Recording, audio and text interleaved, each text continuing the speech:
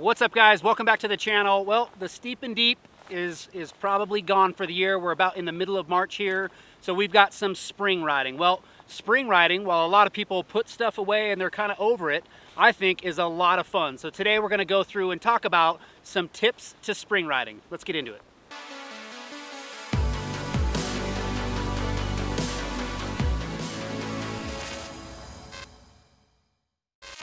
Okay, so tips to riding in the spring. Well, something that may or may not be a tip is, to my point in the intro, a lot of people just throw their hands in the air. There's no more deep POW. There's really nothing else we can go do. We don't get to, have POW flying over the hood and hitting us in the helmet.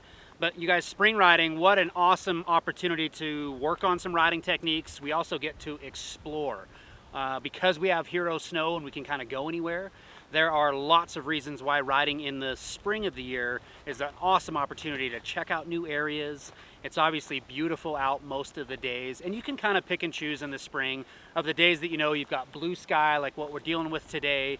And there are some things that are some issues with hard snow conditions, tips that we'll work on throughout our day, but we can kind of dive right in. So before I even leave the trailer, the parking lot, my shop, in terms of dressing for spring weather, again, we can have some relatively cool mornings, maybe a little bit of a light layer there, some thicker gloves, but we know, just based on, as you guys will remember, that it's important to check the forecast even in the spring of the year. So using that avalanche forecast app, plenty of videos talking about, still going through our trailhead check, beacons, our equipment, all of that stuff, guys. That doesn't go away because the steep and deep goes away. That doesn't go away ever. Like, we are constantly going out here fully geared up and prepared. But when we're talking about how we dress, knowing that we're in a massive temperature gradient right now. We're in the mid 40s right now. So coming out here heavily layered without the ability to shed some of that stuff is gonna make for a miserable day. Not unlike in the middle of January when you're way too cold, being out here and being way too hot, and we don't have a way to get rid of some of that stuff, and you're out here riding just sweating like crazy. Remember that sleds are already having a hard time staying cool. It is important that we are able to regulate our temperature as well. Okay, so essentially what I'm wearing, I've dressed way down. I've gone to like the negative 1.0, both the your bottom and your top layer. So really trying to just regulate temperature, knowing that if I do have some sort of layer that I'm going to put on just for the trail ride in, or while it's semi-cool in the morning, I've got the ability to either put that in my backpack or in my tunnel bag somewhere on the sled. What I don't want to do or think about is I'm going to leave it somewhere and come back and get it. I try not to do that or be that guy. It actually could have been one of those don't be that guy moves where we leave an article of clothing, especially something that could be easily important later on in the day, and I just leave it hanging on a limb somewhere. So having sort of the foresight, the pre-planning that I'm going to put some of this stuff away when that heat of the sun comes out. So regulating temperature is a really big tip when we're out here. Speaking of staying cool, so riders that are heading out and you're on a hard trail, whether it's a groom trail or some goat path to some riding area, our snowmobiles, guys, they're built for mountains. They're built for off-trail use. The ice scratchers, I would say, work okay. Having good ice scratchers is really important to spring riding. So knowing that your scratchers are both intact, they have good connection, really firm grip to the snow. Plenty of different aftermarket ones that are out there. The stock scratchers do work fine, but they are a wear item just like anything else. So it would be important to know that those are in good working order. And then, man, if you guys are traveling and you're going to like remote areas, not the worst idea. Just like we have spare plugs, spare belts. Remember, don't be that guy to have that extra set of ice scratchers. If and when you've got a lot of trail to access, we want to keep those sleds within that normal operating temperature. Speaking of operating temps, so when you're spring riding and you start seeing, up there the 180, 170, 180, something like that, really good opportunity there to try to get off trail as best you can. And unlike what we used to be able to do on an axis sled with the U-cooler, being able to stack snow up on top of the tunnel itself, that would really help aid in bringing that temperature of the motor down. With the matrix sleds, it's really important to get off trail, and I'll show a tip of putting the sled on its side and actually trenching down, literally digging down into the snow where we can find those spots, and that'll really help that track do what it's supposed to do and put some of that snow up into those coolers, again helping bring that temperature down. What you don't want to do, guys, is run that snowmobile up. You'll get into the 190s, especially on a matrix, and the gauge in itself, a 7S, it'll start blinking red at you saying, hey, this thing is really warm. We need you to shut it down and get it cooled off.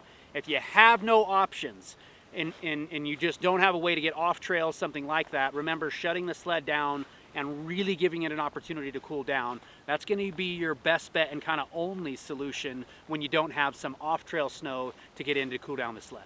All right, guys, so to my point of, your sled is on the verge of overheating or getting hot enough to where you're feeling like we need to cool this thing down, coming off the trail, getting into some of this, I wouldn't call it fresh snow, but deep enough snow that you can see what I do there. I put the sled slightly on its side and kind of chisel down, getting that sled, that tunnel, all the way down to like the surface of the snow. So I'm sinking the track and anything, and I'm already actually picking up ground. We're in some low snow conditions right here, but the idea here is just getting a bunch of the back end of the sled down into the snow. You'd obviously keep the sled running, and you can just sit there and churn up some snow. And all we're really trying to do, guys, is put some snow up against those coolers that on the Matrix Slash is right up underneath the gas tank in the seat there. You can rapidly see that temperature start to decrease and then move on, with the idea that sooner or later you're going to get into the backcountry where we can put our scratchers back up and we can ride around, and just being in that deeper snow off trail is going to keep the sled cool.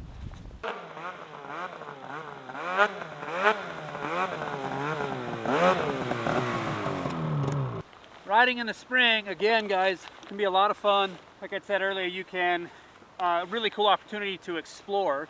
You can see from around me, it's like, the traction is insane. But some tips, again, as you're coming across the side hill, I'm riding with my body, right, my center of mass, and my foot quite a ways back further on the running board than I normally would, just because the snow, when you go from these varying conditions, in other words, a lot of times the snow that's in the trees, in the shade all the time, that might be snow that feels like, well, it's pretty consistent. I can lay the sled over and it feels right. I come out to where you can see the sun is shining. Well, once this snow has rounded, once this snow has settled some, and now it's really warm, the consistency of it, it's essentially water. This mashed potato style snow, if I were to ride across this with a bunch of momentum and have my foot forward, what happens is as I find those variations, the moment that ski that's against the slope starts to submarine down in, a lot of times that can take my weight way too far forward and throw me out of position. So to remedy that, and as a tip for spring riding, I'm gonna ride a bit further back, trying to be light on the front end, and I'm kinda ready for that snow to, make those little changes, dip me down in, and I'm not way forward so that I don't get out of position. So, something else that is a tip, and we neglect this no matter what time of year it is, but in the springtime especially, we're out here and it is hot today. Both Steven and I, we have just been, we just can't unzip enough stuff. But hydrating, guys, remember that this is just as important no matter what sport we're doing and just no matter where, no matter what time of year. But in the springtime, man, I find myself drinking a lot more water throughout my day. You guys can see I've gone from water bottles to something like this so I can kind of track my water intake throughout the day. And then just a plug, I've been using that liquid IV, which just pushes so many electrolytes into your body. In the summertime, I use this stuff a ton when I'm wakeboarding and mountain biking and all those other things, just because when you're out there in the heat of the sun, and spring riding is no different, man. It's important to just stay hydrated throughout your day. Your muscles are gonna feel better. When your muscles feel better and you're not cramping and you're not worn out, then your brain is thinking better, making situations like what we were just going through a lot better. So a situation that I myself have found myself in, a situation that I see clients in all the time, and a great tip to spring riding is, as you guys can see, we've got a big steep hill right here. Remember that throughout our year, you guys hear me constantly preaching about when we build momentum. Remember, we use our throttle to build and maintain momentum. We use our brake to control our speed. Well, when we approach a hill, especially it's one that's pretty steep, well into that 30-degree area, and I am waiting. I am just basically being lazy, thinking that my sled's just gonna tractor its way up this, like I've got screws in the track or something. A lot of times you get caught on a side hill or on a hillside that is relatively slick, especially if it's early morning on a spring day, nothing scarier, right?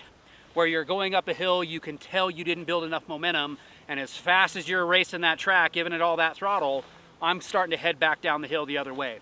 So really, the objective there, the tip, is to build and maintain that momentum when you can, and that's on the bottom. So coming up this thing with way more momentum, remember the drill, feet back, body forward, keeping that front end down, and hill for hill. Sometimes it's really short, doesn't really matter, we can just rip right up it and we don't even think about it. If it's a big hill and I need to really build and maintain that momentum from the bottom and it's slippery, furthermore, like, I need to go into that with a ton of speed so that I don't end up in this position right here where I'm stuck and I'm headed back down the other way. If that happens, remember, the worst thing that you can do is turn your skis, right? Turn your skis, you immediately let that sled go sideways to the hill, and a lot of times I see people where they jump to the downhill side. Now that we've got a sled rolling down the hill and you're under it, that's a bad spot. Try your best, if we are gonna slide back down, to keep those skis straight and work your way back down, continuing use the throttle, and you're more or less using throttle as a braking system, allowing that track to kind of chew into what snow it can find. Okay, so another tip, spring riding, you're coming down something. We're on the same hill that we went up, coming down, descending some of down these things. You can easily get out of control, especially if we panic. I've seen time and time again, and again, guys, if I'm pointing fingers, I'm pointing a finger at myself as well. Been in these spots many, many times, learned from them, and that's why I'm trying to share this information with you guys. When you're coming down a hill, a lot of times you'll give it brake, and all of a sudden the snow that is right up underneath that track, as the track locks up, it starts to go and travel really, really fast. So all of a sudden you're on your brake, you're starting to panic. What really can start to happen there that can end up being bad is the sled starts to pivot one way or another. The solution, the tip for so many of you that are probably in this spot or have had maybe a memory of this is, remember, let go of the brake, let that track free spool its way down, and then oftentimes, and there's a ton of you guys that will know this, if we can even give it some gas, like give it a little bit of gas, let that clutch engage, it's almost like having an exhaust brake. Allowing that belt to grab onto those clutches, it will actually slow the sled down. So versus braking, just using the clutches as we come down some of these steep hills, especially when it's slippery, that can be a great tip. So as we cut there, Stephen brought up a great point, and Stephen and we've been out riding many, many times where we've had to come down some stuff, him with 50 pounds of camera equipment, and coming down things is easily some of the more scarier moments that I think you and I have had. And to your point, that was great, talking about how a lot of times you're headed down something and there is no way to get out of the rut, because that would be another tip, guys. If we have the ability to get out of what's fast, get out of the slick track and get into where you could potentially dip a ski. You guys remember from the downhill 180 or the downhill track video, any of those videos that are really helpful in terms of being able to kind of auger in the front end. If I'm coming down, I want to use the A-arms, right? Use that sled to really help slow me down, and boom, then I can get that sled under control a bit more. But when we can't do that, there's a certain amount of like just telling yourself that you can do it, right? Getting out of your own head and just letting faith just know that you came up that track. Maybe you have experience with that, but coming down in that and staying with it, using those tips that we talked about. You can pump the brakes, you can give it a little gas, let the clutch engage. What we don't want to do is just lock up the brake, have that worst case scenario where the sled pivots to one side, and boom, again we end up with a rollover situation where more than likely you're below the sled as it rolls. So remember, tell yourself you can do it. Going down and up hills, especially in the spring, can be huge confidence builders. So again, don't go do it one time. Go do it and find a hill that's relatively steep, that's kind of challenging, and do some back and forths. Go up the hill with some momentum, come down some of that stuff. Don't just treat it as like, oh man, I'm so glad I got through that one time. Do it to where you've gained some confidence. You've now, got that tool in your toolbox. You've built that little win, and take it with you. Clark, we got the sun and we're trying to sell spring riding, so it's good. Oh, hang on. Hang on. This sun is really kicking my butt today. Yeah. We're gonna get a huge window here in a second. There we go. There it is. All right, guys. Well, to sum things up, spring riding, it is and can be super challenging, but super, super fun. You get started a little bit later in your day, but then you can also ride until 6, 7 o'clock at night. A lot of times you'll see the guy at the gas station and he's got his fishing boat out and he's looking at you like, where the heck are you guys going? We can ride pretty late into the spring, which is really, really fun.